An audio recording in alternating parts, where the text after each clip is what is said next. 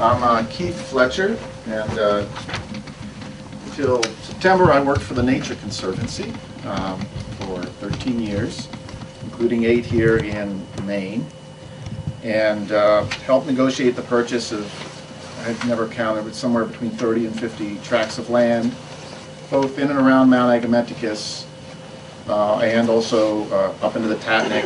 And my last big deal was working with the Water District to acquire the Wells Blueberry Incorporated tract next to Branch Brook. I'm not speaking for the Conservation Commission. I think there's a lot of differences of opinion over this issue on everywhere, and including on the Conservation Commission. So I'm speaking of somebody who's knowledgeable about the site. Courts in that which falls under rules that supersede federal, state, and municipal? You know, I've heard that argument from both the far left and far right of the political spectrum, and show me 10 cases where that has happened.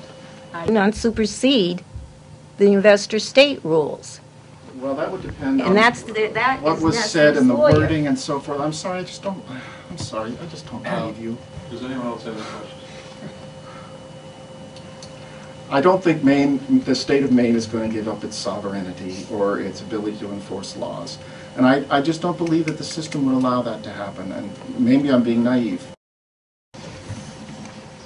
Thank you for coming. Hi, thank you very much. Bob Marvinney. I'm the state geologist, director of the... You have some more stuff you wanted me to have, you know, pro and con about whether or not an international corporation could supersede rules that we might put in place, rules that the state might have in place, and all that.